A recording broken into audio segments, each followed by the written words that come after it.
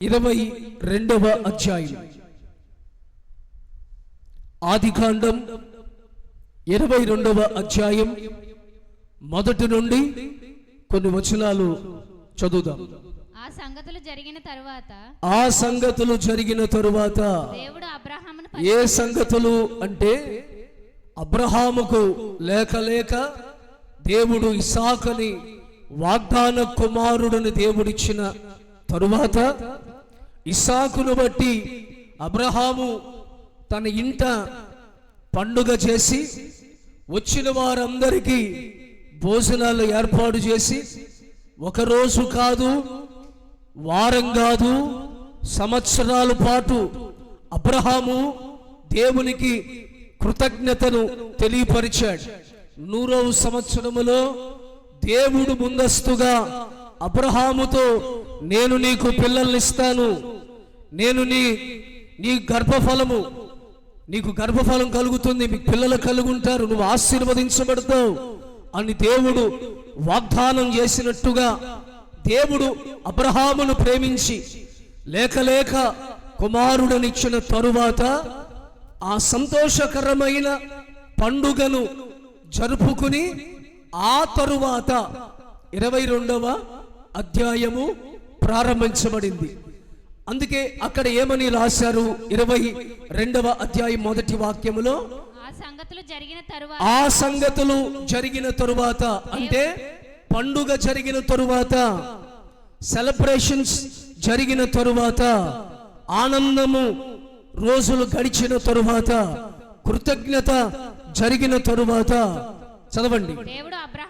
దేవుడు అబ్రహామును పరిశోధించెను. కొన్ని సందర్భాలలో ఒక సంతోషకరమైన సందర్భం మన ఇంటిలో, మన కుటుంబములో, మనలో జరిగినప్పుడు ఆ తరువాత కొన్ని సందర్భాలలో మనము దేవుని ద్వారా పరిశీలించబడతాము అనేది వాక్య ఆధార ప్రకారంగా అర్థం చేసుకోవాలి. దేవుడు పరిశీలిస్తాడు, పరిశోధిస్తాడు.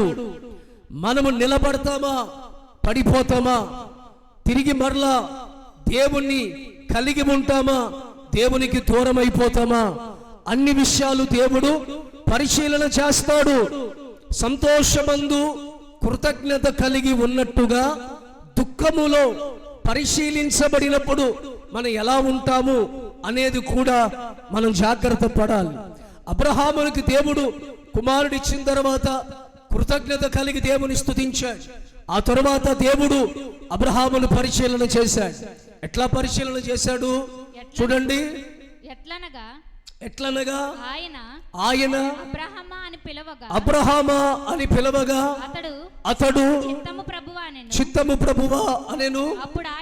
అప్పుడు ఆయన నీకు ఒక్కడై ఉన్న నీ కుమారుడిని అనగా ప్రేమించుచున్న ఇస్సాకును తీసుకుని మోరియా దేశమునకు వెళ్ళి అక్కడ నేను నీకు చూపించు పర్వతములో ఒక పర్వతము దగ్గర దహన బలిగా అతనిని అర్పించమని చెప్పాను. దేవునికి స్తోత్రం.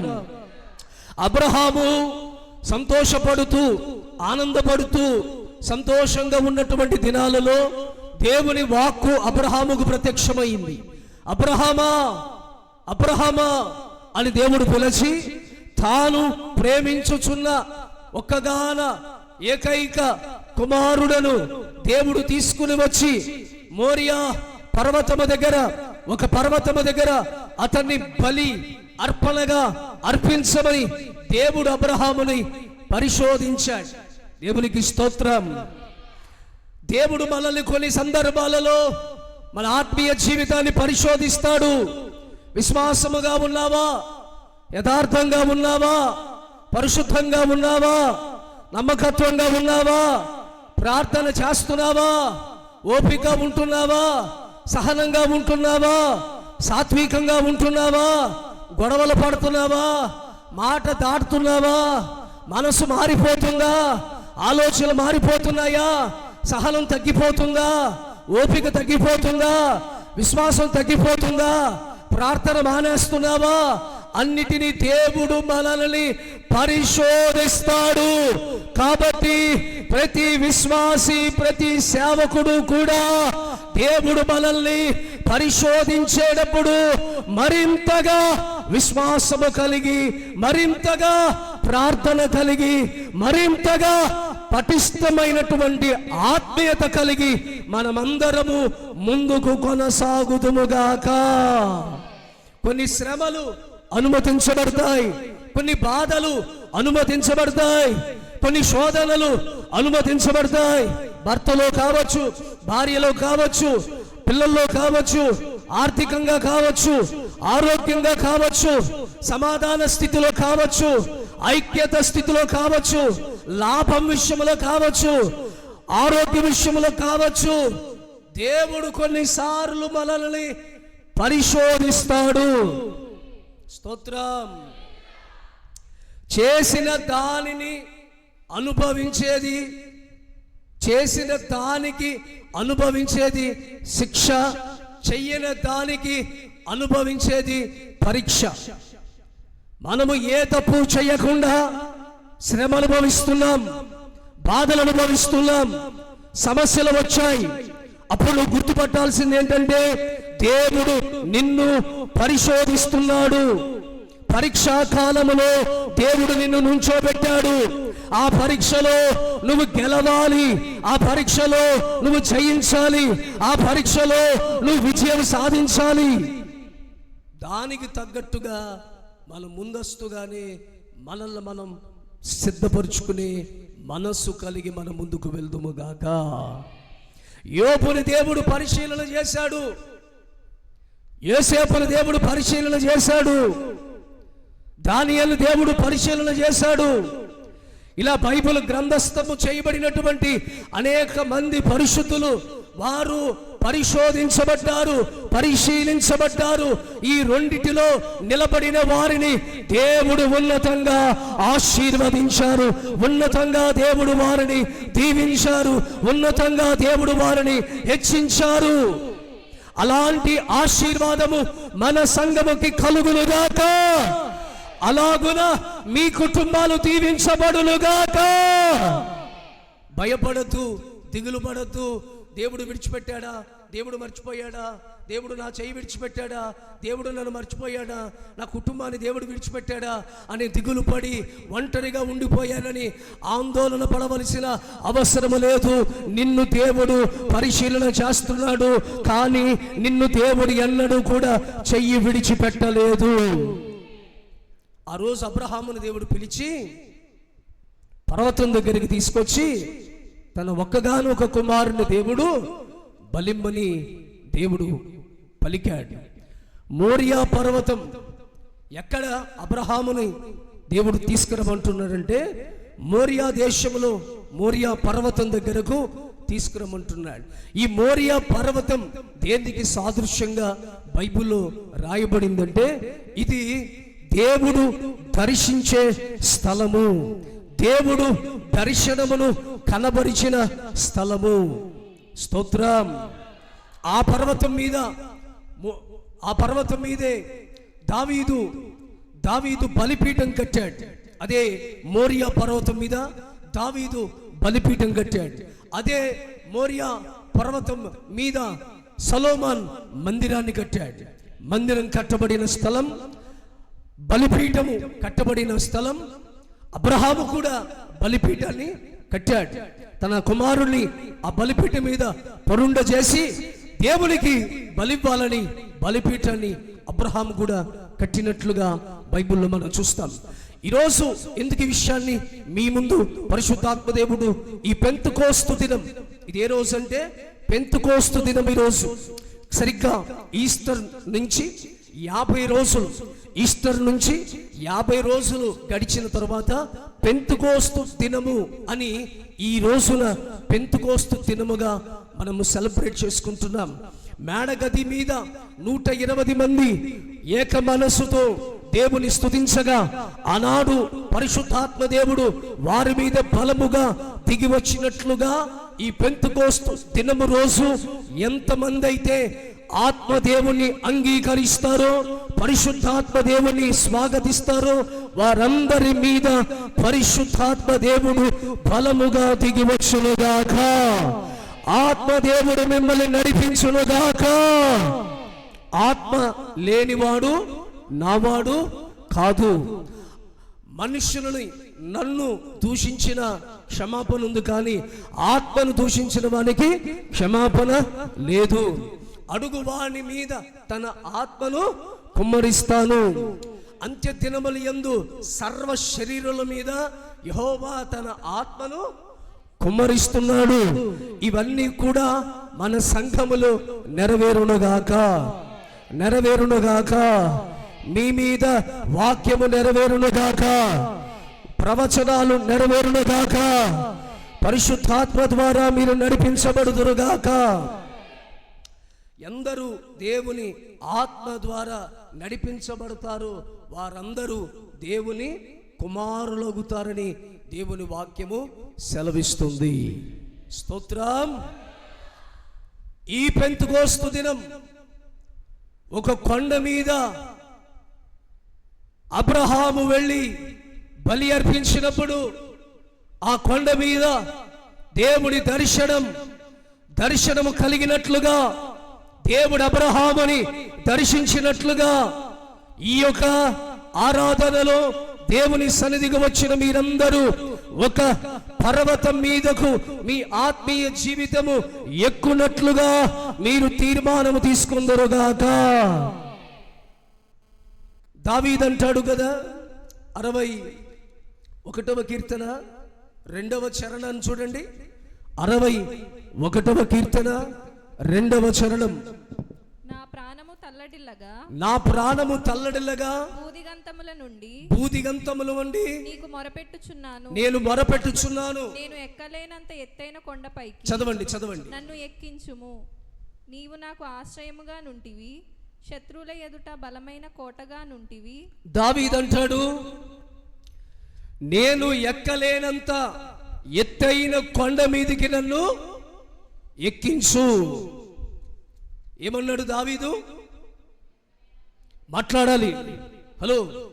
ఎక్కలేనంత ఎత్తైన కొండ మీదికి నన్ను ఎక్కించు. మీరేమడుగుతారు? దావీదు అడిగిన విషయం ఇది. మీరేమడుగుతారు తెలుసా? పిప్పర్లో మా అంత బిల్డింగ్ ఎత్తైన ఇల్లు ఇంకొకటి ఉండకూడదు. మా ఊర్లో నాకున్నన్ని పొలాలు ఎవరికి ఉండకూడదు. యేసయ్యా, మా ఊర్లో మాకున్నంత డబ్బు ఇంకెవరికి ఉండకూడదు. దావీదంటాడు, దేవా, ఎక్కలేనంత ఎత్తైన కొండ మీదకి నన్ను ఎక్కించయ్యా. స్తోత్రం. అది ఏ కొండ? అది ఏ కొండ అంటే దేవుడు దర్శించే కొండ. స్తోత్రం. దేవుడు దిగవచ్చే స్థలం, దేవుని వాక్కు దిగవచ్చే స్థలం, దేవుని స్వరము వినిపించబడే స్థలం, దేవుని ప్రత్యక్షత కనబరచబడే స్థలం. ఈరోజు మనము కూడా ఆ కొండ మీదకి ఎక్కుదుముగాక. దర్శనం అనే కొండ. ఏ కొండ? దేవుడు దర్శించాడు, అబ్రహామును దర్శించాడు. అబ్రహామా అని దేవుడు పిలిచాడు. మీరు కూడా దేవుని స్వరము వినుదురుగాక. మీరు చెవులారా మనసారా దేవుని స్వరము మీరు వినుదురుగాక. మీకు ఆసక్తి లేదు. బ్యాంకులో లోన్లో మీ పేరు వినపడాలి, డాక్రాలో మీ పేరు వినపడాలి. లోన్లు రద్దు చేసేస్తారే, దానిలో మీ పేరు వినపడాలి. స్తోత్రం. ఆత్మ సంబంధంగా దైవికమైనటువంటి ఎదుగుదల కోరుకోండి. కావాలని వాంఛ కలిగి ఉండండి. స్తోత్రం. గట్టిగా చెప్పండి. దర్శనం ఏ విధంగా? దేవుడు దర్శిస్తాడు.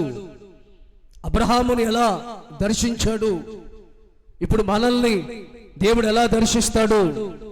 అదే ఆదికాండము 15వ అధ్యాయము 1వ వచనము నుండి చదవండి. ఇది జరిగిన తరువాత యెహోవా వాక్కు అబ్రహామునకు దర్శనమందు వచ్చి, ఆ మాట ఒకసారి చూడండి. దర్శనమందు దేవుని వాక్కు వచ్చి, దేవుడు ఎలా దర్శిస్తాడంటే వాక్కు ద్వారా దేవుడు మనల్ని దర్శిస్తాడు. ఆయన వాక్యము, ఆయన వాక్కై ఉన్నాడు, ఆయన వాక్యమై ఉన్నాడు, ఆయన మాట అయి ఉన్నాడు. దాని ద్వారా దేవుడు మనల్ని దర్శించునుగాక. స్తోత్రం. దర్శిస్తాడంటే మీరేమనుకుంటారంటే డైరెక్ట్గా యేసయ్య కనబడతాడా? యేసయ్య వచ్చి ఇదిగో నేను ఇలా ఉంటానని ఆయన తన రూపాన్ని చూపిస్తాడా? కాదు. ఆయన అబ్రహామునకు దర్శనమందు వాక్కులో ప్రత్యక్షమయ్యాడు. స్తోత్రం. దేవుడు కూడా మనం ఆరాధన చేస్తున్న యేసయ్య మాట్లాడే దేవుడు. ఇక్కడ కూర్చుని మాటలు వింటున్న మీలో ఎంతమంది అయితే దేవుడు నాతో మాట్లాడాలని ఆశ కలిగి ఉంటారో వారికి దేవుడు దర్శనమందు తన వాక్కుని దేవుడు వారికి బయలుపరుస్తాడు. మీలో ఎంతమంది దేవుని వాక్యము మీకు కలలో దర్శనములో కనబడింది? ఎంతమంది ఉన్నారు ఇక్కడ? చేతులే చూపించండి. దేవుని వాక్యం. కొన్ని చేతులు లేచినాయి, కొంతమంది మాత్రం మాకేమీ తెలియదు పాస్టర్ గారండి, మేము గుడ్డెత్తి సేలో పడినట్టు మా భక్తి. చర్చికి వెళ్తాం వస్తాం, బైబిల్ పట్టుకుంటాం, వెళ్తాం వస్తాం. మాకు దర్శనం లేదు, ప్రార్థన లేదు, ప్రత్యక్షత లేదు, పిలుపు లేదు, ఏర్పాటు లేదు. స్తోత్రం. మీలో నచ్చేది ఏంటంటే మిమ్మల్ని తిట్టినా నవ్వుతూ ఉంటారు మీరు. స్తోత్రం. ఆ దున్నపోతు మీద వాన పడింది అనుకోండి, ఆ దున్నపోతు దానికి ఏదైనా కలుగుద్దా? అమ్మో వర్షం పడుతుంది, పాకలోకి వెళ్ళిపోదాము అనుకుంటుందా? అలాగే వర్షం పడుతున్నా సరే గడ్డి మేసుకుంటూ నేను దున్నపోతున్నాను, మనిషిని అయితే కదా, నేను చెప్పిన మాటలు వినటానికి మనిషి అంటే వింటాడు. కొంతమంది మనుషులు కూడా దున్నపోతులు అయ్యారు, కాబట్టి నేను దున్నపోతును, కాబట్టి నేను ఏం వర్షం పడితే ఏమైంది అని అలాగే ఉంటుంది. స్తోత్రం. చేతులు చెప్పండి చేతులెత్తి. నాకు మాత్రం మీరు మనుషుల్లాగే కనబడుతున్నారు. జాగ్రత్తగా వినండి. దేవుడు వాక్యము ద్వారా మనకి దర్శనములు మనకి ప్రత్యక్షమవుతాడు. తన ప్రజలకి దూరంగా ఉండేవాడు కాడు, తన ప్రజలకి సమీపాన ఉండేవాడు. లూకా సువార్త 1వ అధ్యాయం 68వ వాక్యం చూడండి ఒకసారి. లూకా సువార్త 1వ అధ్యాయం 68. ప్రభువైన ఇశ్రాయేలీల దేవుడు స్తుతింపబడును గాక. ఆయన తన ప్రజలకు దర్శనమిచ్చి వారికి విమోచన కలిగించిన. గట్టిగా చప్పట్లు కొట్టాలి, గట్టి కొట్టండి చప్పట్లు. తన ప్రజలకి దర్శనమిచ్చి వారిని ఏం చేశాడు? విమోచిస్తున్నాడు. దర్శనమిచ్చి. నిర్గమకాండ 3వ అధ్యాయంలో ఇశ్రాయేలు ప్రజలు ఐగుప్తు దేశంలో బానిసలుగా ఉంటున్న దినాలలో వారందరూ ప్రార్థన చేసి ఏడ్చినప్పుడు దేవుడు దిగొచ్చాడా? వచ్చారా రాలేదా? దిగివచ్చి మోషేతో, మోషే దర్శనం వచ్చిందా రాలేదా? వాక్యమే దర్శనం, వాక్కు దర్శనం కలిగిందా? మోషే ఇదిగో ఇశ్రాయేలీల ప్రజల యొక్క మొర నేను వింటిని, కష్టముల చేత, పని భారము చేత వారు పడిన కష్టములు నేను చూచి తిని, నేను వారిని విడిపించుటకై దిగి వచ్చి ఉన్నాను. ఏం దిగి వచ్చారు? ఏం దిగి వచ్చారు? దిగి వచ్చారు అన్నారు కదా. ఏం దిగి వచ్చారు? దర్శనముగా, వాక్కుగా దిగి వచ్చాను.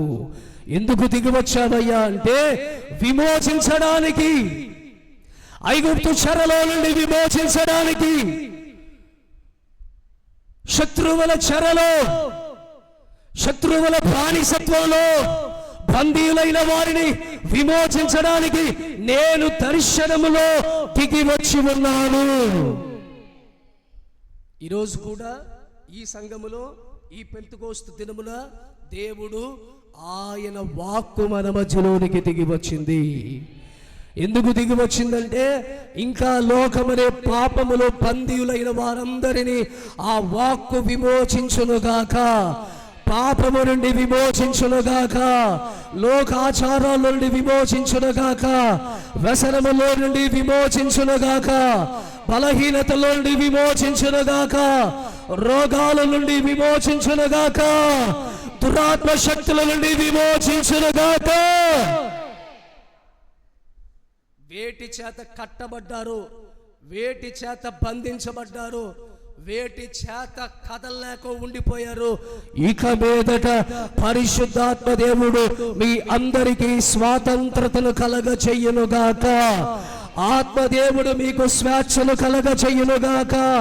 స్వేచ్ఛగా మీరు ఆత్మీయతలో ఎదుగుదురుగాక.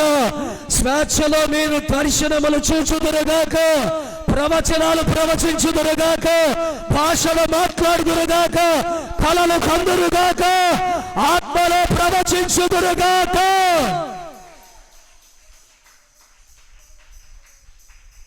కట్టబడిన వారందరినీ నా దేవుడు విప్పునుగాక.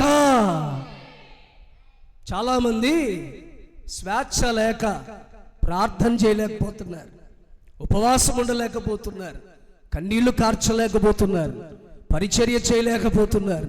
ఏమండి, దేవుని సన్నిధిలో ఆనందించలేకపోతున్నారు. ఆత్మదేవుడు నిన్ను ప్రేరేపిస్తే ఒకరు నిన్ను బలవంతం చేయవలసిన అవసరం లేదు. ఫిలిప్పును రథముల కంటే వేగంగా నడిపించిన అదే పరిశుద్ధాత్మ దేవుడు ఇక్కడ ఉన్నాడు. అదే పరిశుద్ధాత్మ దేవుడు ఇక్కడ సంచరిస్తున్నాడు. ఫిలిప్పును రథాల కంటే వేగంగా పరిగెత్తించి సువార్తను చేపట్టించి ఆత్మను రక్షించిన అదే పరిశుద్ధాత్మ దేవుడు మిమ్మల్ని కూడా ఆత్మీయతలో పరిగెత్తే వారిగా దేవుడు చెయ్యునుగాక. ఒక్క మాట మీకు చెప్పి నేను ముందుకు వెళతాను. మీకు దేవుని ఆత్మ స్వాతంత్రతను కలగ చెయ్యునుగాక. కట్టబడిన ఆత్మీయులుగా మీరు ఉండొద్దు. ఆరాధన చేయడంలో కానీ, క్రీస్తునందు ఆనందించడంలో కానీ, పరిశుద్ధాత్మలో ఉల్లసించడంలో కానీ, భాషలు మాట్లాడటంలో కానీ, ప్రవచనాలు ప్రవచించడంలో కానీ, దేని విషయంలోనైనా మీ శరీర శక్తి కంటే ఆత్మ సంబంధమైన రెట్టింపు బలము చేత మీరు దేవుని సన్నిధిలో ఉందురుగాక, ఉందురుగాక. అలాగున దేవుడు చెయ్యునుగాక. మన శరీరము అలసిపోయినా, శరీరము సోలిపోయినా, శరీరము సొమ్మసిల్లిపోయిన ఆత్మ సంబంధంగా మనము ఉజ్జీవంగా ఉండాలి. ఆత్మ సంబంధంగా వైరాగ్యంగా ఉండాలి. ఆత్మ రేపే కొద్ది మన ముందుకు సాగే కృప పరిశుద్ధాత్మ దేవుడు మనకిచ్చునుగాక. మూడు మాటలు చెప్తా. ఒకటి, దర్శనం వచ్చినప్పుడు విమోచించబడ్డారు, అది వేరే సంగతి. అయితే ఇక్కడ అబ్రహాముకి ఏం జరిగిందంటే, అబ్రహాముతో దేవుడు మాట్లాడుతూ దర్శనమందు వాక్కు ప్రత్యక్షమై, అబ్రహామా భయపడకుము, భయపడకుము. దేవుడు మనతో మాట్లాడే మొట్టమొదటి మాట ఏంటో తెలుసా? భయపడకు. చెప్పండి మీరు నోటితో గట్టిగా చెప్పండి. దేవుడు ఏం చెప్తాడు మనందరితో? నిన్ను ఆశీర్వదిస్తాను, నిన్ను దీవిస్తాను, నేను బలపరుస్తాను, నేను స్వస్థపరుస్తాను, ఇవన్నీ చెప్పేదానికంటే ముందు దేవుడు మనకి ప్రత్యక్షమయ్యారంటే ఆయన నోట నుండి విడుదలయ్యే మొట్టమొదటి మాట ఏంటంటే భయపడకు. ఎందుకంటే భయాన్ని తొలగించగలిగిన దేవుడు ఒక్కడే. భయాన్ని విడిపించగలిగిన వాడు దేవుడు ఒక్కడే. భయం అనే గుప్పెట్టులో నుండి మనల్ని బయటికి తీసుకురాగలిగినది దేవుడు ఒక్కడే. స్తోత్రం. అబ్రహాము భయపడుతున్నాడు పిల్లలు లేరని. అబ్రహాము పిల్లలు లేరని భయపడుతున్నాడు. దేవుడు అంటున్నాడు, అబ్రహామా భయపడకుము, నేనే నీకు కేడము. స్తోత్రం. నీ బహుమానము అత్యధికమవుతుంది. స్తోత్రం. దేవుడు ధైర్యపరిచాడు అబ్రహాముని. అదే మనం బైబిల్లో గమనిస్తే ఇసాకును దేవుడు భయపడకండి, ఇసాకును దేవుడు ధైర్యపరిచినట్లు చూస్తాం. లేఖనాల్లో పరిశీలన చేసుకుంటూ వెళితే ఆదికాండములో 46వ అధ్యాయం 2వ వాక్యం చూస్తే అక్కడ యాకోబుని కూడా దేవుడు భయపడకని యాకోబుతో కూడా దేవుడు చెప్తున్నాడు.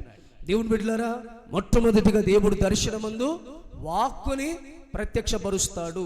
ఎంతమందికి మీకు నేను మరలా అడుగుతా, నన్ను చూడండి, మీకు ఎప్పుడైనా నిద్రలో, కల్లో, ప్రార్థనలో బైబిల్ రెఫరెన్స్లు ఏదైనా కనపడినాయా? వాక్యాలు కనిపించినాయా? సిగ్గుపడకుండా చేతి చూపించండి. అడిగాను, మళ్ళీ అడుగుతున్నా. బైబిల్ రెఫరెన్సెస్, వాక్యాలు కనపడినాయా? అదే దర్శనం. స్తోత్రం. అదే దర్శనం. దేవుడు రూపంలో కనిపించాడు. ఆయనకు రూపం లేదు కాబట్టి ఆయన రూపంలో కనిపించాడు. అసలు నిజానికి చెప్పాలంటే మీలో పిప్పర్లో కూడా చాలామంది నాకు ఒకసారి సాక్ష్యాలు చెప్పారు. ఏమన్నారంటే, పాస్టర్ గారండి, హాస్పిటల్లో పడిపోయి ఉన్నాను, ప్రార్థన చేసుకున్నాను, తెల్లని బట్టలు వేసుకుని మీరు వచ్చారండి. హాస్పిటల్కి మీరు వచ్చారు, తెల్లని బట్టలు వేసుకుని మీరు వచ్చారు. వచ్చి ఇంజెక్షన్ తీసుకున్నారండి. తీసుకుని నాకు మీరు ఇంజెక్షన్ చేశారు. చాలా అనారోగ్యంతో హాస్పిటల్లో పడిపోయి ఉన్నాను. మీరు ఎప్పుడైతే అట్లా వచ్చారో, ఆ ఇంజెక్షన్ చేశారో, వెంటనే నాకున్న రోగం తగ్గిపోయింది. నేను అదే రోజు, ద వెరీ సేమ్ డే, అదే రోజు హాస్పిటల్ నుంచి నన్ను డిశ్చార్జ్ చేశారు. అసలు ఎన్ని రోజులు పడుతుందో అనుకున్నాను. మళ్ళీ వాళ్ళు చెప్తారు, మీరు కాదండి పాస్టర్ గారు, మీ రూపంలో ఎవరు వచ్చారు? మీ రూపంలో దేవుడే వచ్చాడు అంటారు. దేవునికి స్తోత్రం. నేను అంటాను, ఓ మనిషి రూపంలో వస్తేనే మనం ఇంత ఆనందపడిపోతుంటే, అసలు దేవుడు తన స్వరూపంలో మనల్ని చేసుకున్నాడు కదా, మనమే ఆయన స్వరూపంలో చేయబడ్డాం కదా. ఆయన వాక్కుని దగ్గర వస్తే నువ్వు ఎంత సంతోషపడాలి. స్తోత్రం. గ్రహింపు లేక మీలో చాలా మందితో దేవుడు మాట్లాడాడు, కానీ మీకు గ్రహింపు లేక, మీరు వినలేక, ఆ రోజు ఆ చిన్న పిల్లోడికి అర్థం కాల. సమూయేల్ అని పిలిస్తే సేవకుడు పిలిచాడేమో అని సేవకుడి దగ్గరికి వెళ్ళాడు. ఏలిన వాడా చిత్తము అన్నాడు. నేను నిన్ను పిలవలేదన్నాడు ఏలి. మళ్ళా సమూయేల్, ఇది దేవుని వాక్కు దర్శనం. ఈ వాక్కు దర్శనము సమూయేలుకి తెలియలేదు. ఎప్పుడైతే తెలుసుకున్నాడో అక్కడే మోకరించి, చిత్తము నీ దాసుడు ఆలకించుచున్నాడు. స్తోత్రం. దేవుడు మీకు వాక్యము ద్వారా మాట్లాడతాడు. మీరు బాధల్లో ఉన్నప్పుడు, శ్రమల్లో ఉన్నప్పుడు, కష్టములో ఉన్నప్పుడు మీకు ఒక వాక్య రెఫరెన్స్ని దేవుడు చూపిస్తాడు. అది తీసి మీరు చదువుతూ ఉండగానే మీ హృదయానికి నెమ్మది కలుగుతుంది, మీ హృదయానికి ఆదరణ దొరుకుతుంది, మీ ప్రశ్నలకు సమాధానం దొరుకుతుంది. స్తోత్రం. రెండవదిగా సంఖ్యాకాండము 24వ అధ్యాయం. కొన్ని వచనాలు అక్కడ చదువుతారు. 24వ అధ్యాయం చదవండి. 24వ అధ్యాయం. ఇశ్రాయేలును దీవించుట యెహోవా దృష్టికి మంచిదని.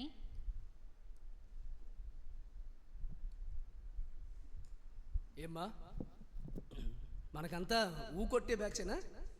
అంతే, ఏం చేద్దాం మరి? పాస్టర్ గారి వెనకాల ఊ ఊ ఊ ఊ అంటే కానీ మీ నోరులు తెరవరు. మీరు వాక్యం చదవడానికి ఏంటంటే నాకు అర్థం కాదు. చక్కగా దేవుని వాక్యం చదవచ్చు కదా. ఎన్నిసార్లు చెప్పినా ఈ మొదటికే మళ్ళా రేపు ఆదివారం మళ్ళీ ఫస్ట్కి మాస్టర్ గారు చదివితే మాస్టర్ గారు ఊకొడితే మనం చదువుతాం, లేకపోతే బెల్లం కొట్టిన రాయిలాగా, పాయిజన్ తాగిన పాములాగా. చక్కగా చదువుకుంటూ ఉంటే ఒక సమయం గడిచిపోతుంది, సమయం ముందుకు వెళ్తూ ఉంటుంది కదా. 24వ అధ్యాయములో ఏం రాస్తుందంటే, బాలాకు రాజు బిలామును పిలిపించాడు. బిలామును పిలిపించి, ఇదిగో ఇశ్రాయేలు ప్రజలు నువ్వు శపించాలి. బిలాము ఎవరు? ప్రవక్త. బిలాము అవునంటే అవును, కాదంటే కాదు. బిలాము జరుగుద్దంటే జరుగుద్ది, జరగదంటే జరగదు. దీవెనంటే దీవెన, శాపం అంటే శాపం. కాబట్టి బిలామును తీసుకొచ్చి ఇశ్రాయేలు ప్రజలు శపించాలి అని ఒక ఉద్దేశంతో బిలామును నిలబెట్టి ఆ శాపనాలు పలకమని మాట్లాడితే, అతడు మునుపటి వలె శకునములు చూచుటకు వెళ్ళక అరణ్యం వైపు తన ముఖమును త్రిప్పుకొని, బిలాము కనులెత్తి ఇశ్రాయేలీయులు తమ తమ గోత్రములు చొప్పున దిగియుండుట చూచినప్పుడు దేవుని ఆత్మ అతని మీద వచ్చెను కనుక. స్తోత్రం. ఆ కొండ మీద నిలబడ్డారండి అని చూడండి. రాజుగారు నిలబడ్డారు, ప్రవక్త గారు నిలబడ్డారు. కొండ గృహ కింద నుండి ఇశ్రాయేల్ సర్వ సైన్యమంతా కూడా వెళ్తా ఉన్నారు. కాంట్రాక్ట్ మాట్లాడుకున్నారు రాజుగారు బిలాముతో. ఏమని? ఇశ్రాయేల్ ప్రజల్ని శపించు. బిలాము కూడా ఓకే అన్నారు. సేవకులు శపిస్తారా? ఆశీర్వదిస్తారా? గట్టి స్వరంతో చెప్పండి. అది ఈయన శకునములు, ఇదివరకు శకునములు చూడకంట. ఇదివరకు ఏం చూసేవాడైతే శకునం అంటే తెలుసా? శకునాలు తెలుసా తెలీదా? క్రైస్తవులు ఇప్పుడు బాగుంటారండి, చర్చిలో భలే ఉంటారు విశ్వాసులు.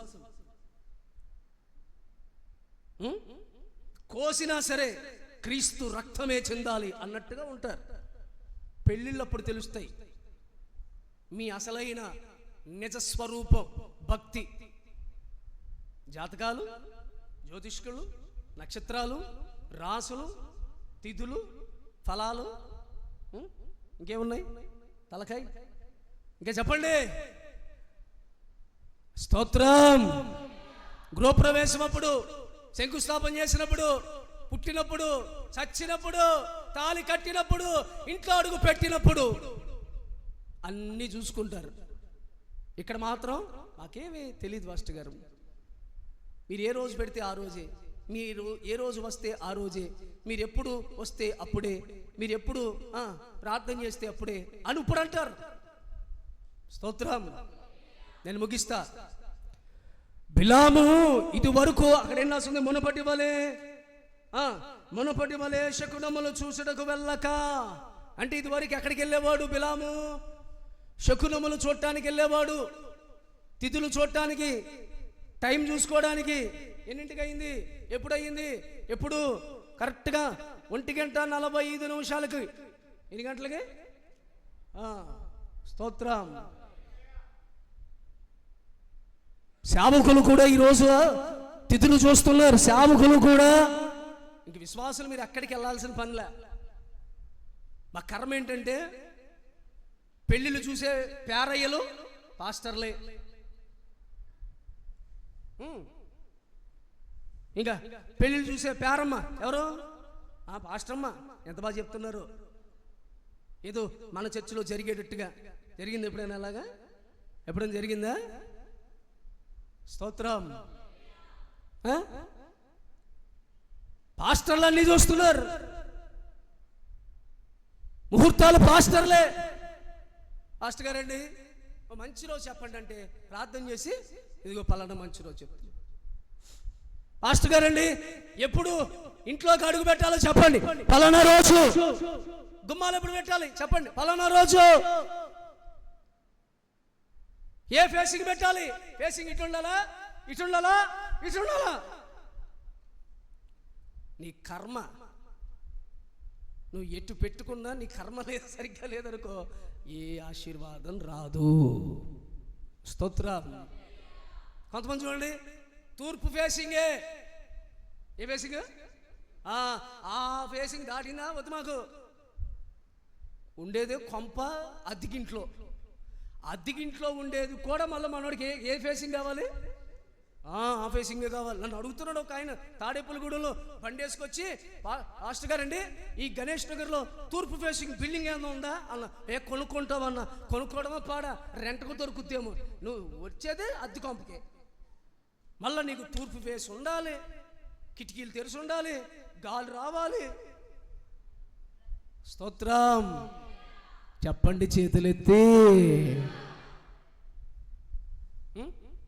శకునాలు చూశాడంట, ఇప్పుడు చోట్ల. ఎందుకు? దేవుని ఆత్మ బిలాము మీదకి దిగిరాగా. స్తోత్రం. చదువు చదువు చదువు చదువమ్మా. దేవుని ఆత్మ అతని మీదకి వచ్చాను గనుక అతడు ఉపమాన రీతిగా ఇట్లా నేను బేరు కుమారుడైన బిలాముకు వచ్చిన దేవోక్తి, కన్నులు తెరిచిన వానికి వచ్చిన దేవోక్తి, దేవవాక్కులను వినని వాని వార్త.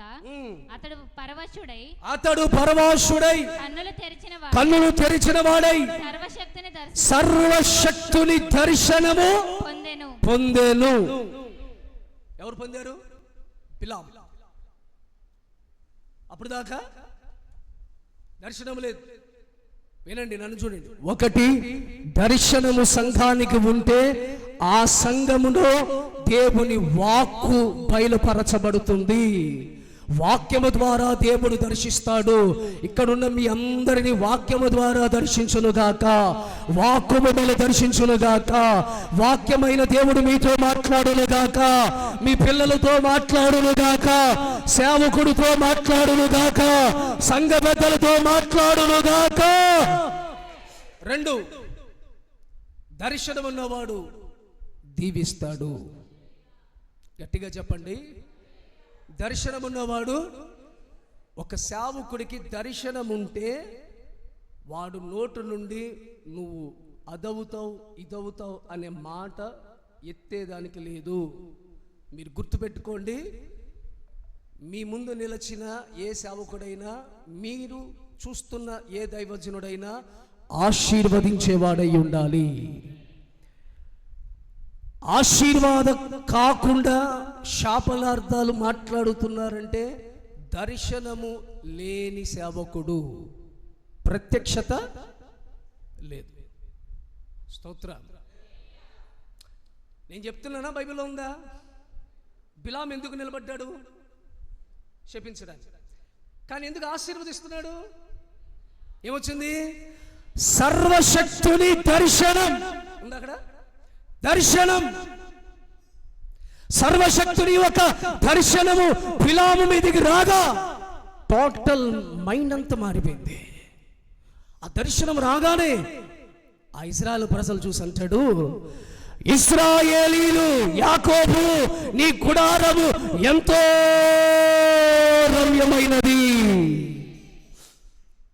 స్తోత్రం.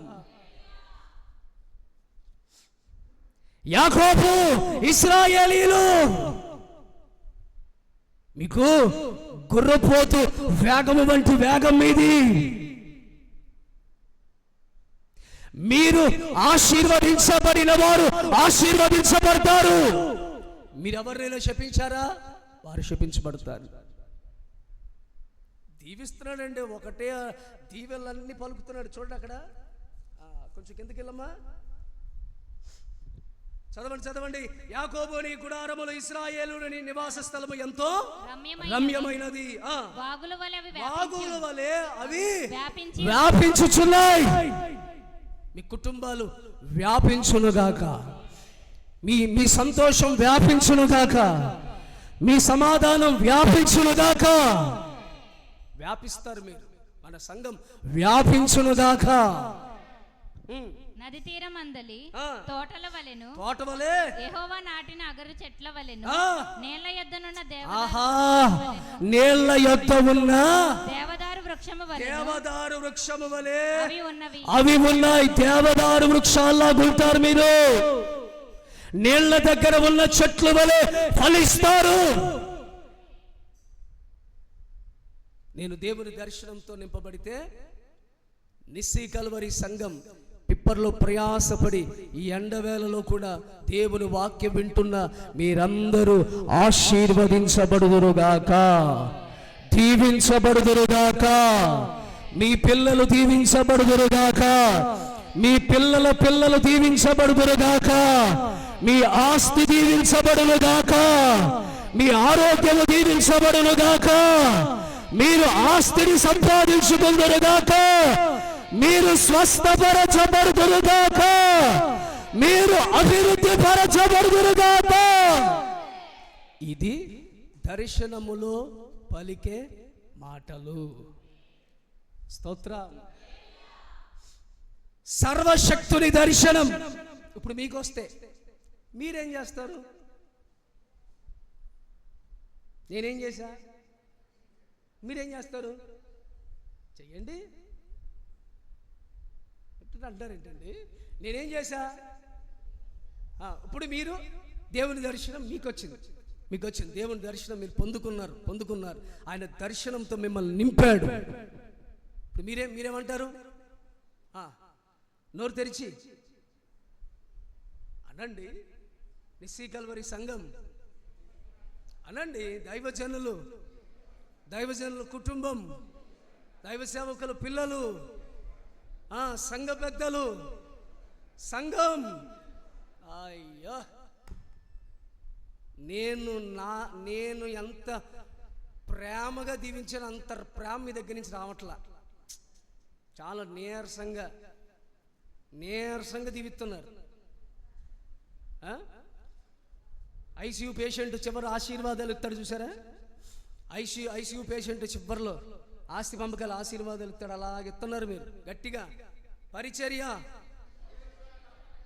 సేవకులు, సంఘ పెద్దలు మేమంతా దీవించబడుదుముగాక, దీవించబడుదుముగాక, దీవించబడుదుముగాక, దీవించబడుదుముగాక, దీవించబడుదుముగాక, దీవించబడుదుముగాక. ఏడవసారి దీవించబడుదుముగాక.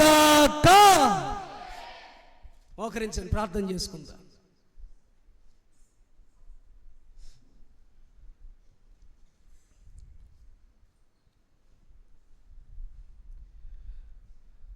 దర్శనము వాక్కు మనకి ప్రత్యక్షమవుతుంది. ఆ వాక్కు అబ్రహాముని ధైర్యపరిచింది, ఇస్సాకుని ధైర్యపరిచింది. పౌలు గారు సేవ చేస్తున్న దినాల్లో యూదావారు పౌలు గారు సేవకు వ్యతిరేకంగా మాట్లాడుతున్నప్పుడు దేవుడు పౌలు గారిని దర్శించారు.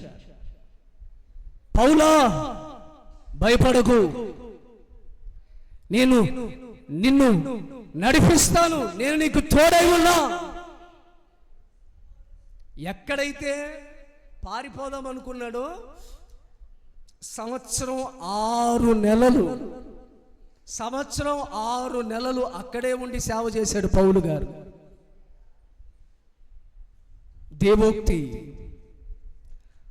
దేవోక్తి లేని, దైవోక్తి లేని జనులు చెడు త్రోవను నడుస్తారు.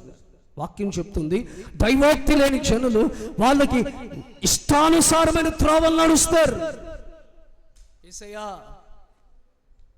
దర్శనము మాకు దైవోక్తిని ప్రసాదించాలి, వాక్కుని ప్రసాదించాలి.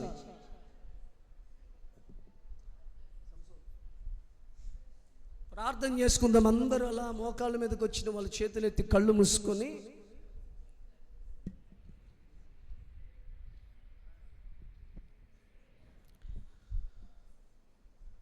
మోకాళ్ళ మీదకి రండి, మోకరించండి.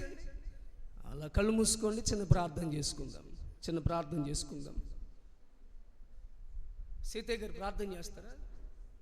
రండి, ఇందాక ఆయన చేశారుగా. రండి.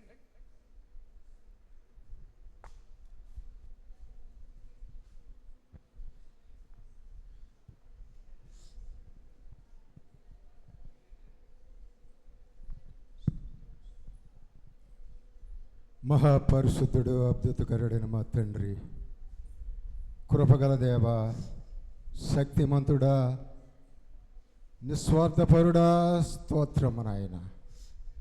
ఇదిగో నాయన 2026 సంవత్సరం నా ప్రభ, మే మాసము నా ప్రభ 24వ తారీఖు పెంతెకోస్తు దినమందు నా ప్రభ నాయన మేమందరము కూడి నాయన మీ సన్నిధిలో మిమ్మల్ని ఆరాధించే గొప్ప ధన్యతనిచ్చినందుకు మీకు వందనాలు తండ్రి.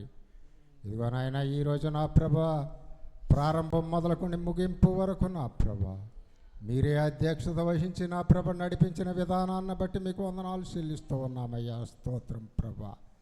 ఇగో యేసయ్యా నాయనా, మా ప్రార్థన ఆలకించేవాడా, మా విన్నపంలో ఆలకించేవాడా, మాకు తగిన సమయంలో జవాబులు దయచేయువాడా, మీకే స్తోత్రం ప్రభా.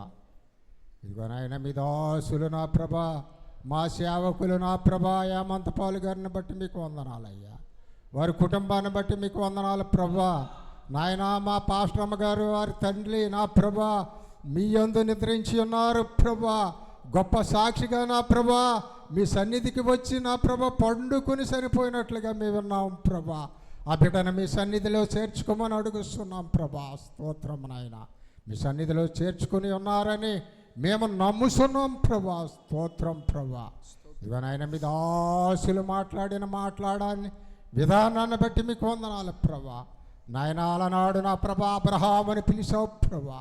నాయన ఆయనకి ఇచ్చిన ఏకైక బిడ్డ నా ప్రభా ఇసాకుని బట్టి నా ప్రభ మీకు వందనాలు చెల్లిస్తూ ఉన్నాం.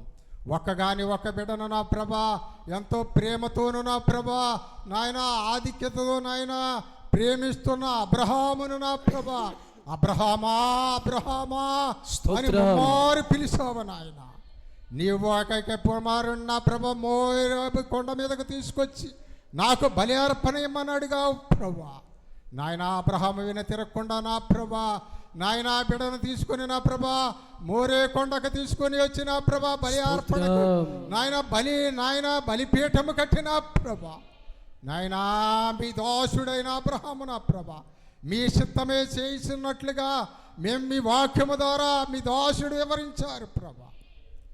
అలాగే నా ప్రభా నాయన మేము విశ్వాసులమై ఉన్నప్పటికీ నా ప్రభ విని తిరగకుండా నా ప్రభా మిమ్మల్ని నమ్మి మిమ్మల్ని విశ్వసించి మీ కొరకై ఎదురు చూసే గొప్ప ధన్యతని మనం అడుగుతున్నాం ప్రభా. సహాయం చేయండి.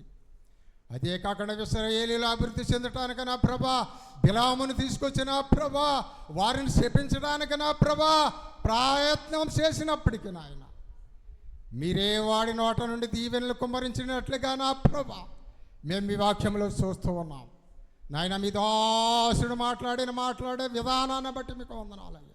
మీ దాసుని ఇంకా 7 ఆత్మతో ఎత్తిపట్టిన ప్రభా వారు చేస్తున్న ప్రయాస వ్యర్థము కాకుండా దినదినము అభివృద్ధి చెందినట్లుగా నా ప్రభా వారి ప్రయాసను సఫలీకృతము చేయమని అడుగుతున్నాను. సహాయం చేయండి అయ్యా.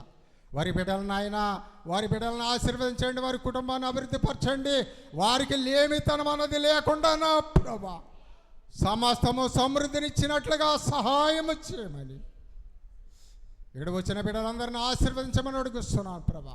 నిశ్చయ కలవరి సంఘ బిడ్డలను, సంఘ కుటుంబాలను, సంఘ సేవకులను, సంఘ విశ్వాసులను నా ప్రభా పేరు పేరున ప్రతి ఒక్కరిని జ్ఞాపకం చేసుకోమని వారి అవసరతలు అక్రతలు తీర్చమని అడుగుతున్నాను ప్రభా. సహాయం చేయండి. చదువుకున్న బిడ్డలను జ్ఞాపకం చేసుకోండి ప్రభా. వారు ఎంతో మార్కులతో ఉత్తీర్ణులు చెందిన బిడ్డలు ఉన్నారు ప్రభా. వారు ఏ కాలేజీ సీటు కావాలని ఆశించుతున్నారు నాయన కాలేజీ యాజమాన్యానికి మీరు దర్శించి ఆ బిడ్డలకు కావలసిన సీటు చేరవలసిన కాలేజీ చేర్పించినట్లుగా సహాయం చేయమని అడుగుతూ ఉన్నాం. ఎండ వేడికి తట్టుకోలేని బిడ్డలను ఆశీర్వదించండి, అభివృద్ధి పరచండి నాయనా. అలనాడు ఇశ్రాయేలు జనాంగాన్ని